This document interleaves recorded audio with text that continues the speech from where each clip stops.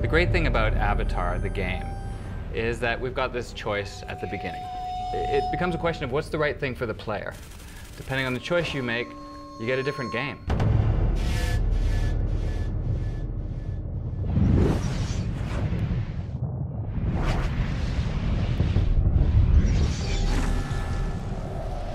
The choices you have to make are often challenging. You really want to do the right thing for the right reasons, and as you become more familiar with your character, his own redemption is sort of at stake. When Ubisoft came to us, they came to us not speaking about technology. They came to us about a game that was about the choices you make. The choices you make in the game affect the world around you and your play around you, and that's really exactly what the movie's about. You can play the game as an RDA trooper, or you can play the game as an avatar. You have two choices. So there are no good guys and bad guys. And it's a question of, what's the right thing to do? It has to do with perception. If you're told to expect something, that's what you're going to see. So you have to see beyond that. So one of the themes of the film is this idea of changing perception, changing the way you view other people, other cultures, and this environment. So, Pandora is kind of a metaphor for that. The players are presented with the same overall dilemma that the main characters in the movie are presented with. On one side you have the technology, the RDA that came to Pandora to harvest.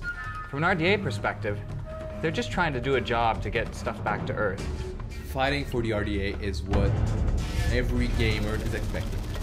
Big weapons, a lot of explosions, big vehicles. It's all about your technology.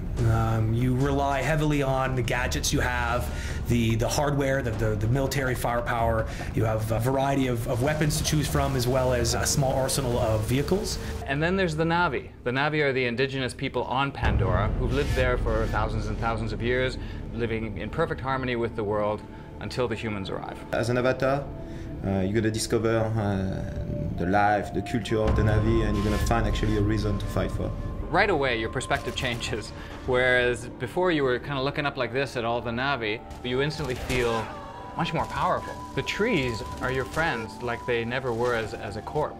Fighting in your avatar body will have a completely different pace. It'll be more around melee combat. It'll be more about evaluating the situation and being a little bit more strategic about going in. It's an entirely different set of missions. It fits in with the overall story arc, but it's a very different perspective.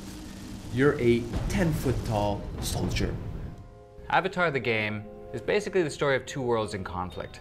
And it becomes a question of what is the right thing for you to do, and you go down two different paths. When you do that, you effectively get two games in one. You've got great kick-butt military hardware. This is good old-fashioned chemical-powered projectile weapons that throw a lot of brass and make a lot of noise and have a lot of recoil.